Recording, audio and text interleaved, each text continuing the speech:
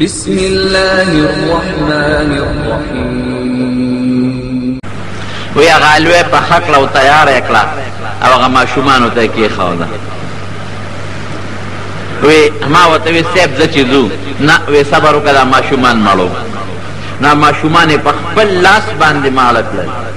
ای بیا مې سیب د چیزو وی صبر وکړه ماشومان په جړه ملي دي چې دی په خندا شینواله بتزم چې د قیامت پر ورځ دا بوډه ما د الله دربار کې راکاږي چې زه خو الله ته کم از کم دومره ویلی شم که نه. وی چې ماشومان مالو شو یو بل سره په خندا او په لوبو شو نو یې مونږ را روان شو.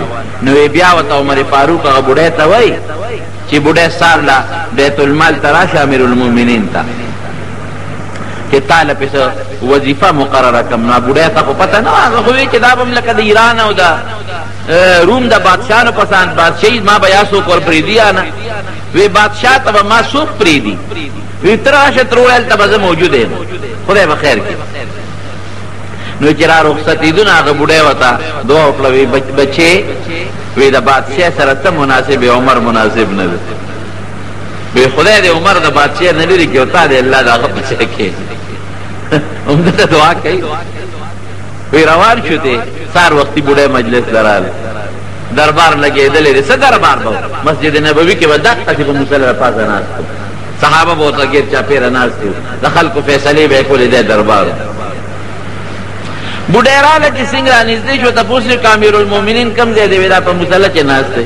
چې رانږدې شو ویې کتل خو یې د شپې لیدی، بس پوه شو چې دا خو مغه سړی دی چې بېګا پې ما بوج راوړی دی، ما له اور بل کړی دی، پوکی لوگی توالی دی، زما ماشومان ماړه کړی دی، اسې نه سزا رانه کی. او د عمر فاروق ډېر روب او دبدبه وه. بوډۍ زر رسته شوه، صحابو ته یې راوینې دی را مخکې کې ورته یې وی وایه ترورې چې څه دی مقصد دی؟ وی ګوره ښه وي زه خو د ټولو نه مخکې دا معافي غواړم چې بېګا په تا ما څومره زیاتې او څومره ظلم کړی دی. وی نه بوډۍ معافي مه غواړه، دا ستا حق و، ستا د بچو حق. وی یو خبره درته کومه، اوس چې د قیامت په ورځ د الله په دربار کې ودرېږي اوس به څه وی؟ په دا راته ووایه.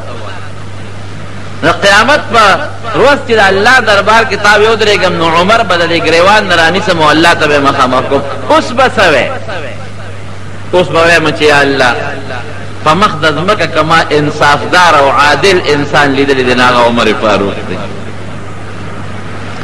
او خدای زره دې خبرې ګوی کوم چې په نیمه شپه زما وږي بچي یتیمانان بچي ماړه کړي دي او په خپله شی وله بوجۍ راوړی دی. د بیت المال نه ورته مستقل رزق مقرر کړ، میاشت په میاشت ستا او ستا بچو ته تنخوا به میلاویږي. راځي دا د الله یره یې ګورې. د هر چا دا خوږه او دا پسته او نرمه بستره خوښه، د هر چا خوب خوښې. یو ځل د مدینې منورې په کوڅو کې روان دی، بار ووت، چکر به یې لګو داسې باروبار. یو خیمه لګېدلې ده او د هغه خیمې نه د فریاد اواز راځي، فریاد داسې زبیرګي ترې راخېږي. ملګري ته وایي ته راځه، داسې معلومیږي لکه چې دې خیمه کې څوک مریض دی. چې ورلل یو سړی دی په خیمه کې دننه بار کېږي او په ډېر لوی تکلیف دی او ځان ته یې ډېوه او شمه بله کړې ده. سړیه څوک یې؟ وی میلمه یم. دلته څه کوې؟ بس شپه را باندې راغلې ده او دې خیمه کې دا مې دلته خیمه لګولې ده. وی دا فریاد او دا زبیرګي چې اورم دا څه شی دی؟ وی دا زما کور والا بیماران دي په دې خیمه کې دننه دي. څه تکلیف دی ورته؟ وی د ماشومانو د پیدایش بیماري ده. نو وی څوک ورسره شته؟ وی څوک نشته. وی د خوراک مراک سے انتظام؟ وی هېڅ نشته. مسافر یم، غریب یم، مسکین یم. دې خو یې نه پېژنې. کور یې منډه کړې، کور ته لاړ. بیبي ته وایي ښځې د خوبه یې راپاڅوله. وی د الله د رضا دپاره به یو خدمت وکړی شي. د یو مسافر او د یو بېکسه او بېڅوکه خدمت دی. اوس د شپې ښځه او ښکل دا ښه خبره نه ده. دا خدمت به وکړی شي، ګوره الله به دله جنت درکړي، الله به د جهنم د ورونو ساتي. او چې د یو مسلمان تکلیف دې پورته که نو د قیامت پر ورځ به الله ستا نه ډېر لوی تکلیف پورته کړي. نبی علیہ السلام مبارک فرمایي که نه حدیث دی چا چې د یو مسلمان نه د دنیا یو رکوټي مصیبت لرې کړه د دې انسان نه به الله د قیامت د ورځې غټ مصیبت لرې کړي.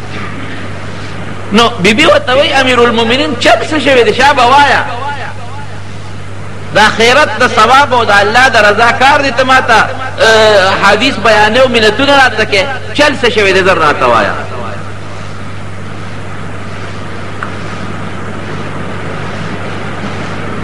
وی دغسې د دې ښار نه بار په خیمه کې یو مظلومه ښځه غریبه بې کسه بې څوکه مسافره او د وړو د ماشومانو د پیدایش تکلیف دی ود وی شا به زه چې ځو وی چې سامان ځان سره واله چې انسان له څه ورکول غواړي دغه وخت اخو زنانه وزره یې سامان مامان برابر کو او په منډه لاړل. چې څنګه لاړل خیمې ته ور ورسېدل ګوره د بادشاه ښځه ده او د کوم بادشاه د امیرالمؤمنین عمر فاروق رضی الله عنه بیبي ده او د دایي خدمت دی. یعنې دغه ځای کې ډېرې نورې ښځې به وي چې هغې ته یې ویلې وي چې یو ښځه هله شا به راله راپاڅوه چې بویه ځو ویلېږو نه د خپلې ښځې نه د دایي خدمت اخیستل او چې د مسلمانانو بادشاه وي.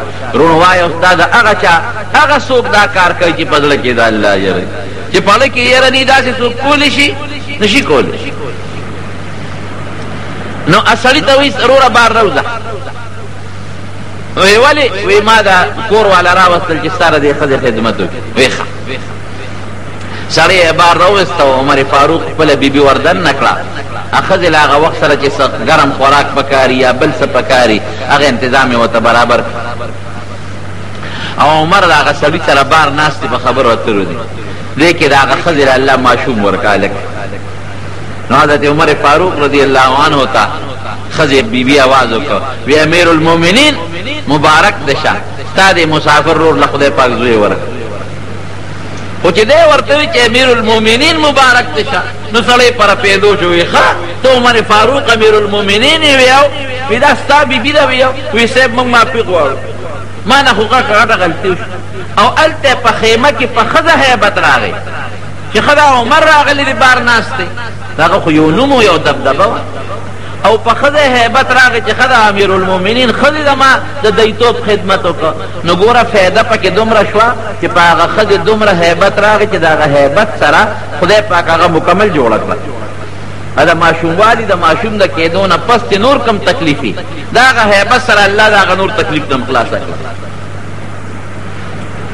زړې ورته پخپو پرېوت صاحب معافي غواړم ما په زما ښځه دې مړه وې خو چې ستا بیبي د هغې خدمت نه وې کړی زما ښځه دې مړه وې خو چې تا والا خدمت نه وې کړی وې نه د قیامت پر ورځ به څه کوو د الله دربار کې چې الله ته زه مخامخ ودرېږم او ما نه الله تپوس کړی وي چې دغسې د مدینې په قرب و جوار کې یو ښځه په خیمه کې پرته وه او د هغې څوک نو او بېکسه او مسافره ښځه وه ما به الله له څه جواب ورکوه. سهار وختي به بیت المال ته راشي چې ستا دپاره او ستا د دې ماشوم دپاره مونږ ته نښه وظیفه مقرر